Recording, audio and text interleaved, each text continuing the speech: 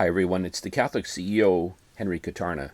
Today's topic in the Catholic Business Wisdom series is usury. This is a very difficult topic. I'm an economist by training, and I've studied the topic extensively.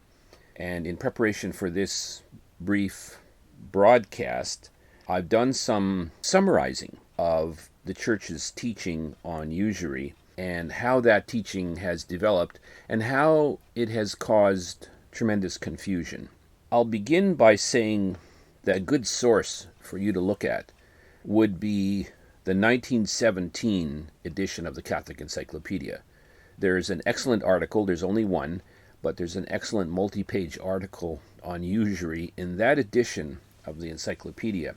And I say it's a useful article because it has a historical viewpoint. It looks at various times in history as to what the Church defined about usury, certain applications in certain situations, and also it summarizes a factor that is becoming quite obvious, and that is that the definition of usury has changed, not because anyone's playing with the language, but because the mechanisms in the economy are much different now, and so lending money at interest is actually something that has gone beyond the initial teaching on usury.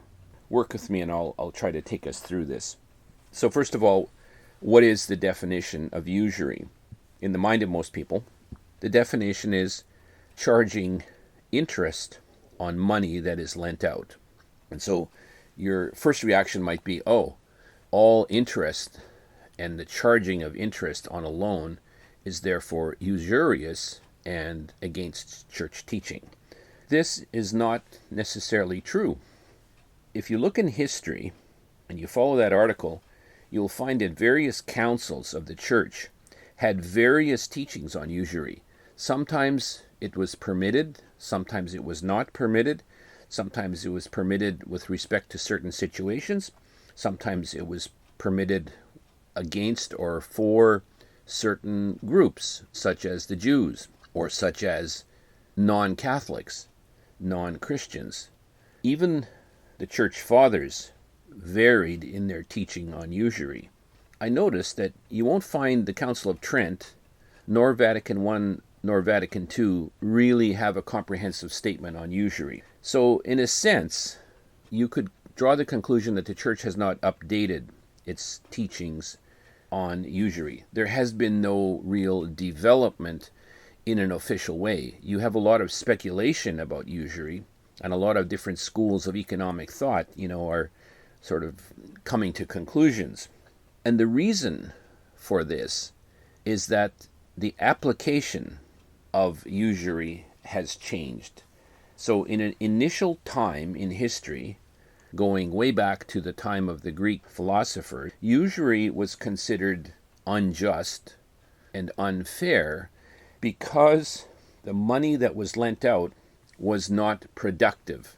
In other words, the typical situation in which usury was practiced was to lend somebody money to buy food, for example, or to buy clothing.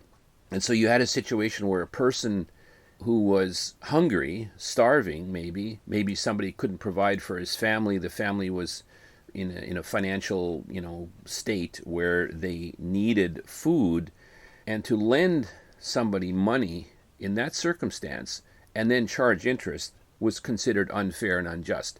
And I think most of us would agree with that. It seems egregious to do that. It seems very unfair and burdensome, and in fact, it compounds the family's problem, because if they have no money and they're starving, how are they ever going to pay that interest back, never mind the loan itself? So you have, in the earliest times of the definition of usury, the application is what counts. So here's my point. The application at that time was that usury was considered unjust and wrong, morally wrong, because it applied to a circumstance of life where it would be impossible to pay it back. Today we have a similar circumstance. This is a quick sidebar, if you take a look at a credit card that maybe charges, there might be some out there that are charging, let's say 27 or 28 or 29%.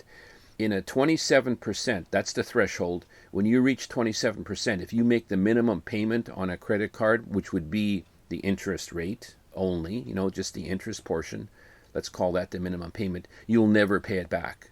It's impossible, mathematically impossible to pay it back at a certain number.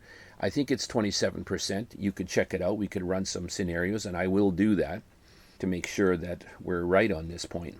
My point is that the application of the definition of usury at a certain point in history was that it was unfair and unjust and immoral and unethical to charge interest on unproductive loans. That would be loans for the survival of a person or to buy food.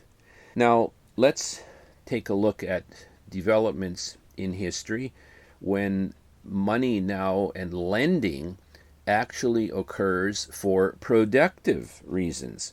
Let's take an example. You want to buy a house.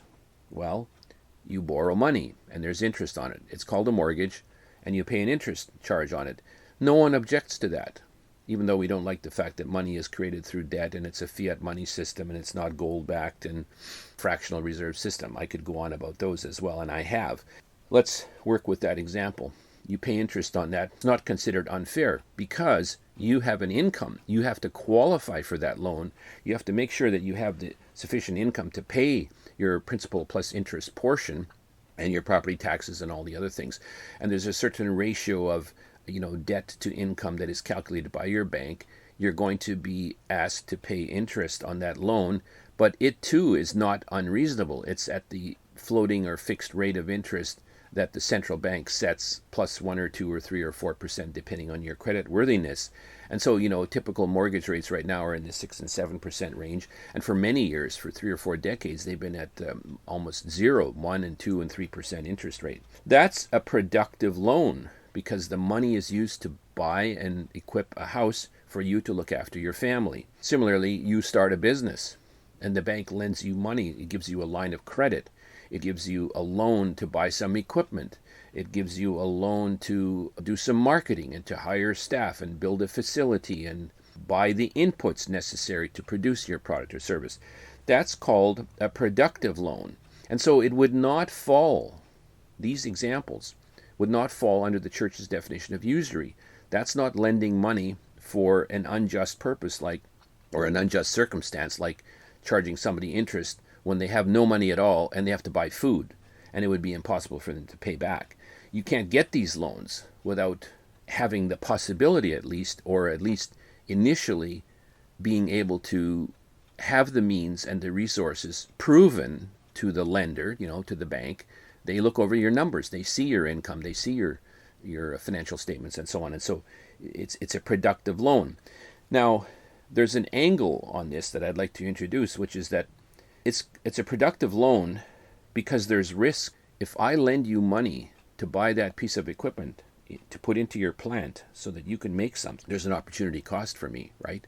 If I lend you money, I have to lend it to you, then it's not available to me to lend to somebody else or to put into some other purpose. So I'm taking a risk by betting on you. And that's an element of what makes it a productive loan. There's a certain risk.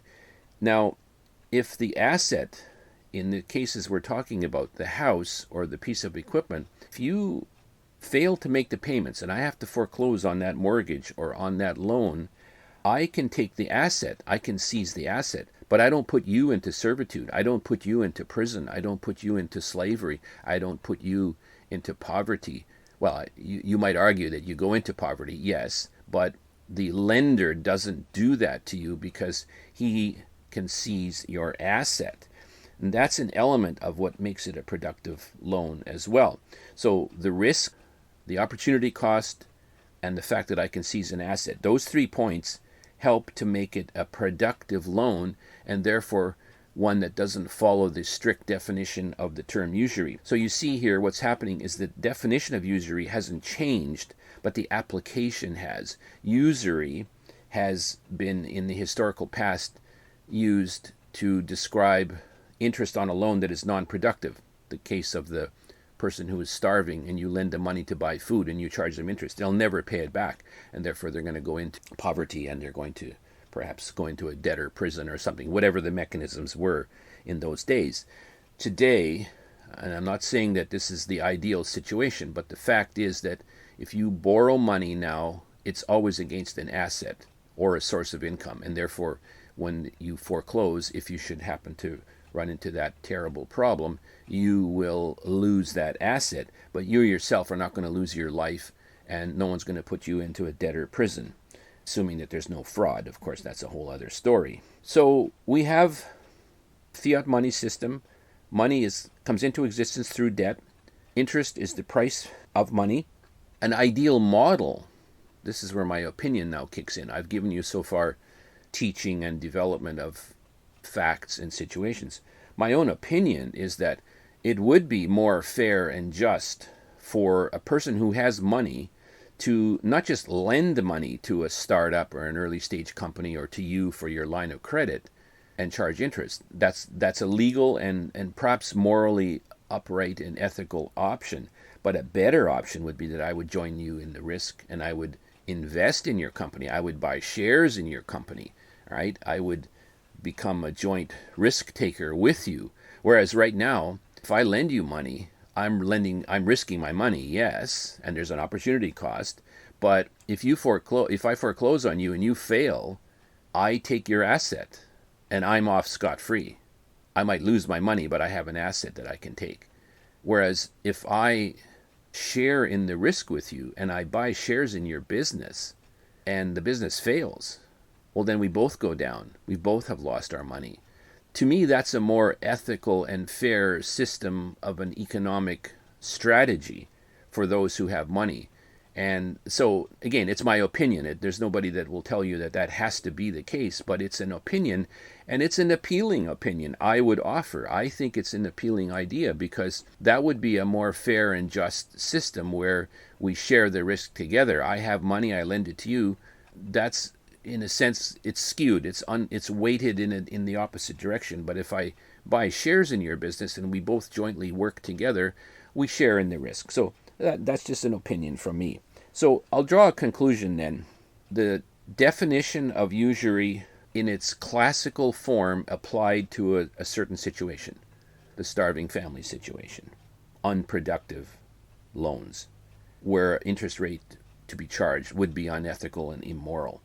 But now, when we have productive loans, when you lend money for the purpose of creating economic development, which then creates further income and jobs and taxes and all sorts of economic positive benefits, that's productive loans. That would not fall under the classical definition of usury. And so those who say to you that usury is the anti-usury, or the church's teaching is against usury, yes, but if that's the definition of usury, the old classical definition, but if it's now applied to a productive loan, then I think it's fair to say, and I can't see anything to the contrary in the research I've done that says that the church would be against that. Now, politically, morally, opinion-wise, you can hold an opinion as to whether you think that's a fair system or not, whether you think capitalism or socialism or Marxism are systems that have, there are different opinions, let's put it that way. There are different opinions about whether one or more of those systems are better than others. But that's an opinion. That's not church teaching. Even if people like politicians and leaders and church leaders cite their agreement or disagreement with various economic systems, that opinion alone doesn't make them just or unjust. And so, in summary, I think that we should govern ourselves as Catholic business people with a sense of justice and fairness. We wouldn't lend money to a family member who's in trouble, lost their job, and they need to keep making the mortgage payments. We wouldn't lend them money and charge them interest. That would be probably unjust and immoral. Similarly, when we help somebody start a business, we could lend them money at interest. That's legitimate and there's nothing wrong with it, but perhaps isn't it better that we should buy shares in that business and share the risk with them? In other words, if we believe in that business enough to lend them the money, why wouldn't we believe it enough to put our own money into it and risk it equally with that person? So in summary, we must distinguish between the productive and the non-productive loan. And we should govern ourselves without greed, with a sense of justice and fairness, and we should be cognizant of an option that's out there, which means that we would share the risk equally with somebody who wants to start a business by buying shares in their business rather than lending them their money at interest. That's a summary of usury. Many have asked me to comment about this. This is my research. I present this to you for your thoughtful consideration. Let me know what you think. This is a nuanced and subtle topic, and I think it's quite clear what the development has been. But it's often confused and misused by people who take a look at the definition of the word and they use as their case an ancient and old and definitely immoral and archaic model that of an unproductive loan to the starving family. That example is a legitimate example, but that's not what we're talking about today. We're talking about productive loans that are used to create economic development, economic benefit, like jobs and income and so on. So there you go. That's my thought on usury, and I look forward to your comments. It's the Catholic CEO, Henry Kutarna. Thanks for joining me today. God bless you in your business and in your future efforts.